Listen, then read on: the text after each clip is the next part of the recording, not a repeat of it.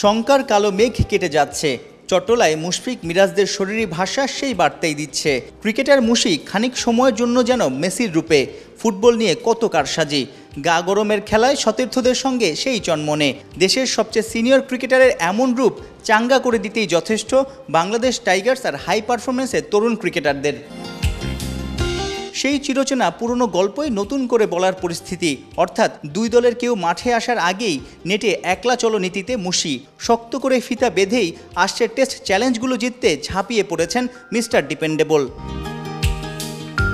জহুর আহমেদ চৌধুরী স্টেডিয়ামের মধ্য মাঠে নেটে থ্রোয়ারের ছোড়া বলে ক্লাসিক সব শট, বিদেশিদের ডেলিভারিতে দুর্দান্ত টাইমিং করে যে লাল বলের সুতা খুলে দিতে মরিয়া মুশি, অনুশীলন দেখে ভালোভাবেই তা আঁচ করা যায়। অগাস্ট থেকে ডিসেম্বর দেশে সাউথ আফ্রিকার বিপক্ষে 2 টেস্ট, অ্যাওয়েতে Pakistan, Bharat, West Indies challenge নিশ্চিত করেই বলা যায় এই সব ম্যাচগুলোর পিছে পেসারদের জন্য ফায়দা কম থাকবে। ব্যাটারদের পাশাপাশি স্পিনাররাও স্পটলাইট কাটতে পারে। তাই হয়তো চট্টলার নেটে স্পিনের বিপক্ষে ফিট মুভমেন্ট, ডিফেন্স আর ড্রাইভ আরও ঝালাই করতেই বেশি মনোযোগী ছিলেন মুশফিক। চারদিকে টি-20-র বাজনা, কিন্তু একটা সময় সব ক্রিকেটারের স্বপ্নই ছিল দেশের পক্ষে টেস্ট খেলা, 100টা টেস্ট খেলা।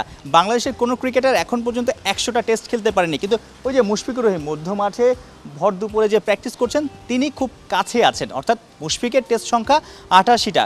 এই বছর আগামী 4 মাসে বাংলাদেশ আরও 8টা টেস্ট খেলবে, অর্থাৎ মুশফিক যদি সুস্থ থেকে আগামী 8টা টেস্ট খেলেন তাহলে তার টেস্ট সংখ্যা দাঁড়াবে 96টা। কিন্তু এই যে বছরের শেষ দিকে ওয়েস্ট ইন্ডিজের মাটিতে দ্বিতীয় টেস্টে যদি তিনি থাকেন এবং তখন তার একটা আক্ষেপ হবে যে 96টা হয়েছে, ওই ম্যাচেই হয়তো 100টা হতে পারত। কারণ এই বছরের শুরুর দিকে মুশফিক শ্রীলঙ্কার বিপক্ষে ইনজুরি থাকায় 2টো টেস্ট মিস করেছেন, আবার 2 বছর আগে ওয়েস্ট ইন্ডিজ সিরিজে তিনি কিন্তু 2টো টেস্ট খেলতে পারেনি। তাহলে হয়তো এই বছরে মুশফিকের 100তম টেস্ট হতো, এই মাইলস্টোনে চলে যেতেন মুশফিকুর রহিম। তবে সামনে যে চ্যালেঞ্জগুলো আছে, বাংলাদেশ টেস্ট চ্যাম্পিয়নশিপে এমনিতেই আসলে ট্র্যাক রেকর্ড ভালো না।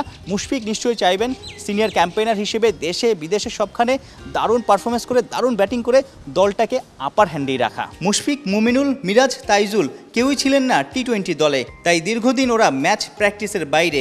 সবারই জানা নেট আর ম্যাচের মধ্যে রাত দিনের পার্থক্য। ম্যাচে চাপ সামলে পারফর্ম করতে হয়, প্রতিপক্ষ চ্যালেঞ্জ ছুড়ে দেয়। অবশেষে ম্যাচ সিনারিও পেতে যাচ্ছে লাল বলের ক্রিকেটাররা।